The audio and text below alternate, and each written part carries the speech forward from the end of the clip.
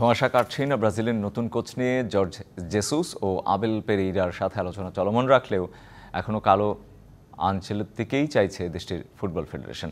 তাই এই ইতালিয়ান কোচকে সিদ্ধান্ত জানাতে নতুন করে ডেডলাইন দিয়েছে সিবিএফ। তবে শেষ পর্যন্ত আনচেলত্তি দায়িত্ব সেলেসাওদের ব্যয় করতে হতে পারে মোটা অঙ্কের টাকা।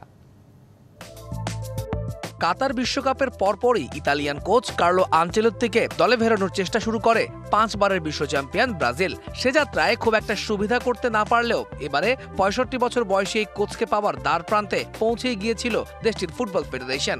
এমনকি মৌখিকভাবে চুক্তিও সেরে ফেলেছিল দুই পক্ষ।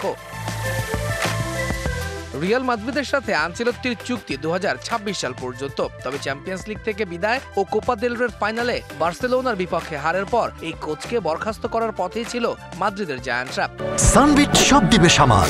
সানবিট ম্যাজিক প্রেস ডিশওয়াশিং এর মাথা ঘোরানো সলিউশন।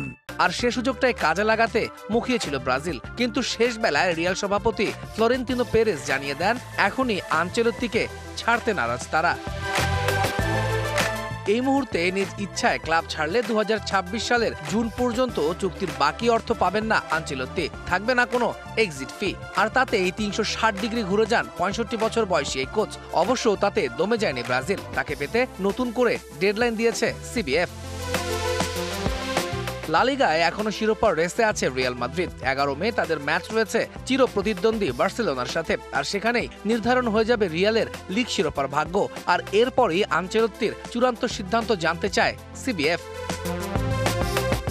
চলতি মাসের 26 তারিখের আগেই নতুন কোচ নিয়োগ দেবে ব্রাজিল। জুনের শুরুতে বিশ্বকাপ বাছাই পর্বের ম্যাচে মাঠে নামবে সেলেসাওরা। তাই দলটা ঘোষণা করতে হবে আগে ভাগেই। মূলত সে কারণেই কোচ নিয়োগে বেশ চাপেই রয়েছে সিবিএফ। তাই শীঘ্রই রিয়াল ও আনচেলত্তির সাথে আলোচনার টেবিলে বসতে চায় ব্রাজিল ফুটবল কনফেডারেশন। তৌহিদুল ইসলাম, ডিবিসি নিউজ ডেস্ক।